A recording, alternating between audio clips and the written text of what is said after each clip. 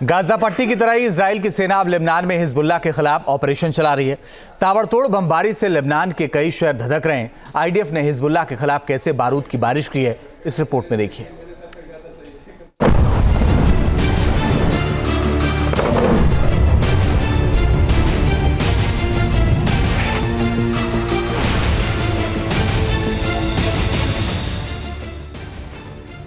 बम, missile, tank के गोलों का इस्तेमाल कर आईडीएफ ने बेरूत में बर्बादी का नया चैप्टर शुरू किया है। लेबनान के कई शहर इजराइल के बदले की आग में झुलस रहे हैं।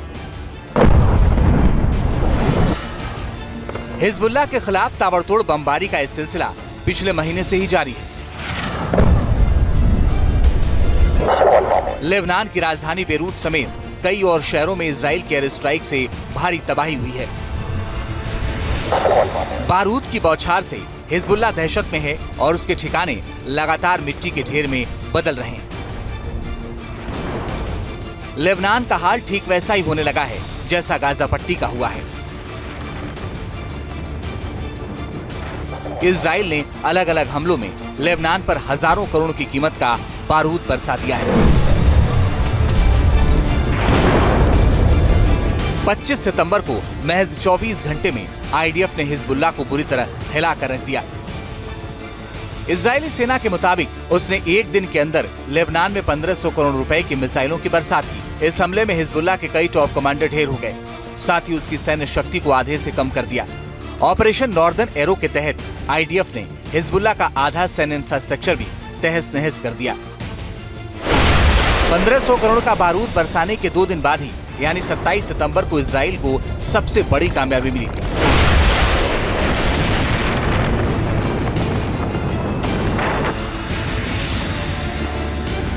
बेरूत में सीक्रेट ठिकाने पर बैठक कर रहा हसन नसरल्लाह आईडीएफ के हमले में मारा गया।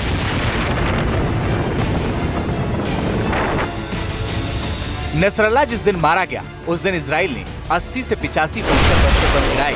ये कोई साधारण बम नहीं है। जमीन के अंदर 30 से 60 फीट की गहराई में मौजूद बंकर को भी तबाह करने की क्षमता रखते हैं। इसलिए अंडरग्राउंड केबिन में बैठक कर रहा नसरल्लाह भी नहीं बच पाया। आईडीएफ के हमले में एक साथ 6 इमारतों को नेस्तनाबूद कर दिया।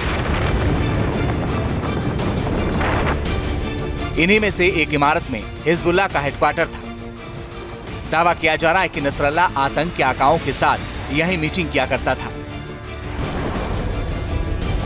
स्पेसिफिक इंटेलिजेंस मिलने के बाद आईडीएफ ने पूरी बिल्डिंग को उड़ा दिया। זה לא סוף ארגז הכלים, זה צריך להיות מאוד ברור. יש עוד כלים קדימה ללכת, והמסר הוא מסר פשוט, מי שמאיים על אזרחי מדינת ישראל נדע להגיע בצפון, בדרום, גם במקומות יותר רחוקים.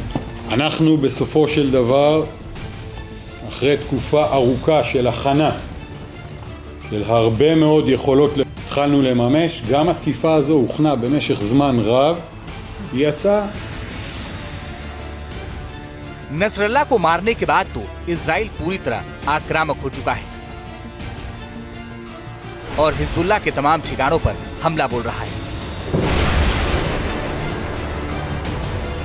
दक्षिणी बेरूत में इजराइल ने कॉम्बैक्ट बम की भी बरसात कर दी। जिस जगह धमाका हुआ वहां ऐसा नजारा था मानो कोई ज्वालामुखी धधक रहा हो। आग की भीषण लपटों ने पूरा इलाका घेर लिया और इसकी रोशनी दूर से ही नजर आने लगी। बड़े बम और मिसाइल से अटैक करने के साथ ही इजराइल ने पिछले महीने कुछ ऐसा किया जिससे पूरी दुनिया हैरान रह गई। इजराइल ने सबसे बड़ा गेम खेला पेजर ब्लास्ट करके। उसके बाद walkie talkie, doorbell, dish antenna, scooter सब जगह अपने आप ब्लास्ट होने लगे। इजराइल ने लेबनान में पेजर्स और वॉकी टॉकी धमाकों के जरिए बताया कि वो आतंकियों को कितनी सटीकता के साथ ठिकाने लगा सकता है। 17 सितंबर को बेरूत समेत कई शहर में पेजर फटे थे और 18 सितंबर को वॉकी टॉकी में धमाके हुए थे जिसमें हमास के कई आतंकी मारे गए। हिजबुल्लाह के खिलाफ इजराइल का ऑपरेशन की शुरुआत पेजर्स और वॉकी टॉकी धमाकों के बाद ही हुई थी। आतंकियों को ठिकाने लगाने के लिए आईडीएफ ने मोर्चा संभाला और मिशन मोड पर एक्शन जारी है। Team news nation. News nation अब व्हाट्सएप पर। खबरों के ताजा अपडेट के लिए न्यूज नेशन के इस क्यूआर कोड को स्कैन करें।